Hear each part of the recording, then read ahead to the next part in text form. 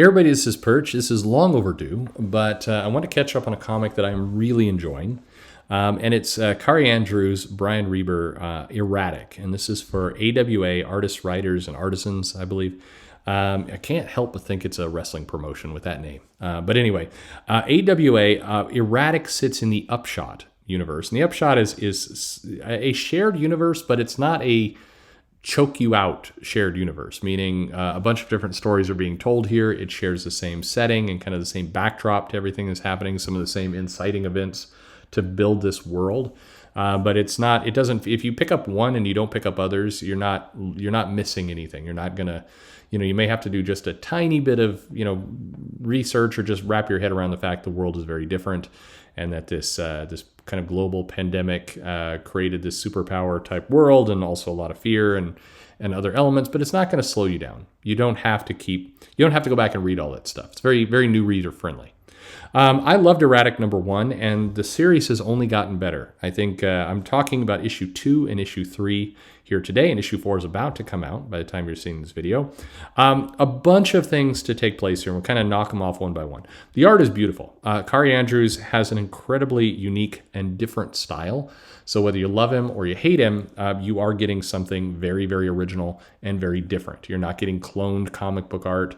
You're getting something that is really good. The coloring is absolutely fantastic, and I think Brian Reber deserves to be mentioned with every one of these reviews because the mood that gets set, the backgrounds, the style, the color palette, it's a very, very good. I mean, I've seen Kari Andrews do work in a number of different places.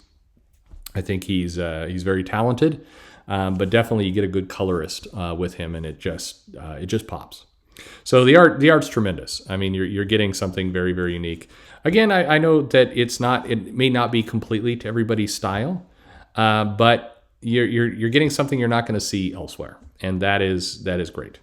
The second issue, basically our first issue, helps set up kind of this environment. We learned about the main character. We learned about Oliver and basically his mom and his brother and kind of all these different pieces that make up his world. And his world is very complicated. It is a mess. In issue 2, we continue to kind of flesh this out. The mom is definitely in some trouble. She basically came to do a job under some false pretenses. She's now getting a job somewhere else, in basically this bar. But it's basically sending the mom down not a bad path, but basically a path where she's going to be removed from some of the things that are going on with her kids. And meanwhile, her kids are trying to fit into school. This comic really feels like it's you're reading kind of the origin of Spider-Man in this current year. It's got all the awkwardness of high school. It's really tapping into a lot of things. In fact, I would say better than the original Spider-Man did in terms of that school environment. The brother is very popular. He naturally kind of fits in and has friends, and it just wherever he goes, it just works.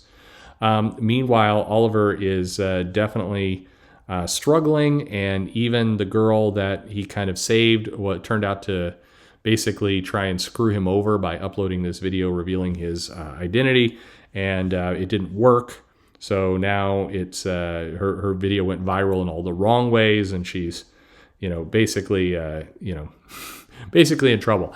And then meanwhile, the fourth kind of element in all this is the teachers themselves. So this one educator has realized he has powers as well. He can kind of hypnotize or control the other teachers, who he's calling the collective.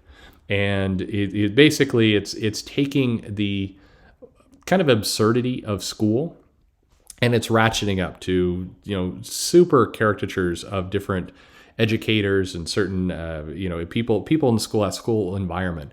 But it's doing so in a way that is not it's not just jokey. It's actually it hits home very quick. This is a 5-issue limited series, and one thing that I'm impressed with is how efficient Andrews is with getting to the point. I mean, my frustration, I think, with the series is going to be that it ends after 5 issues.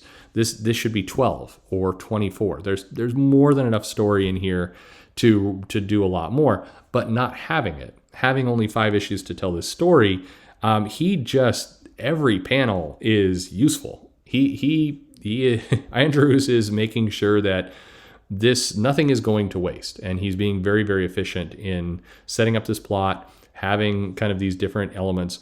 And the crazy part is, as we get to the end of issue number 2, heading into issue number 3, we're seeing kind of all these different pieces fall in. I said the mom has a new job, and it's it's basically she's down on her luck, and trouble is emerging here. The older brother is being popular, maybe falling into the wrong crowd as a result. Oliver is not fitting in school, and nothing there is working. And then we get a party, and we get basically more awkward situations, and then another attack where these drones, and Oliver has to jump into the picture and try and save the day. But he does not have full control over his powers. And it's just he's learning how to be a superhero. So our second issue ends pretty much with Oliver in a lot of distress. He's being taken away, and the girl doesn't know what to do. We get a sense of kind of this creeping problem with the brother and the mom. And so our third issue basically opens up with the girl is definitely is concerned about where things are going. The popular brother realizes that things are not good. Mom isn't home. Oliver's not home. He's there by himself, not quite sure what to do. But he realizes he's about to be evicted because they're out of money. And we see now how this brainwashing at the school is starting to affect the teachers and the students. They're basically going over the top with kind of the collective and this idea of what is fair. I love this. There's a sequence where the teacher is basically saying, calling out this lesson for bad thing, and it's timely. It's on the nose, and it's very talk about. You must conform to the group. Shows you're a good person, and she's basically sent for mind reassignment. And we see the first problem in this kind of new principal who's basically brainwashing everyone to be good for the collective, that his powers do not work on the coach, on the sports coach. And we're not completely sure why, but it's then, setting up kind of more problems. We do get a pretty good sequence here of Oliver kind of learning more about his powers. We're getting the issue where he's learning about the energy source. We're learning about kind of where he fits in. And this is setting up a pretty interesting sequence where we see kind of him, struggling with controlling his energy. He's got his costume now, which is in theory going to help him a little bit. And he runs into a group of kind of gang members or bullies and realizes very quickly that it's his brother who's doing this, probably in order to make money, in order to save the house. And the mom is again missing in action. And so now we've got another problem of, Erratic gets shot, and that's how our third issue is going to end. He's in some terrible danger. His brother was partially responsible for it. The mom is gone. The girlfriend is, not girlfriend, but the girl in this is basically, potentially in some trouble as well. And the school is continuing to brainwash and have that plot going on. At the end of issue 3, it feels really impossible to me that they wrap all this up in 2 more issues. I mean, we're past the halfway mark, and Andrews is continuing to introduce new stuff into this comic. It's cool. I absolutely love it. I cannot help feeling like I'm going to be pissed when this comic ends, because it's so good. If you aren't checking out Erratic, it is by AWA. Call your local comic shop, get them to reserve it for you. It is available on all the standard digital platforms and everything else. The Hook, 15 years old, 10 minutes to save the world. It's a really good one. The power set's cool. The threats are all over the place. I mean, it's everything is being put on the table, and we've got so many different elements of this book, but I can't begin to tell you. It's great. Go check it out. You can pick up on this. This would be a great comic to read and trade. Kari Andrews, how in the world are you wrapping this up in 5 issues? I just do not get it.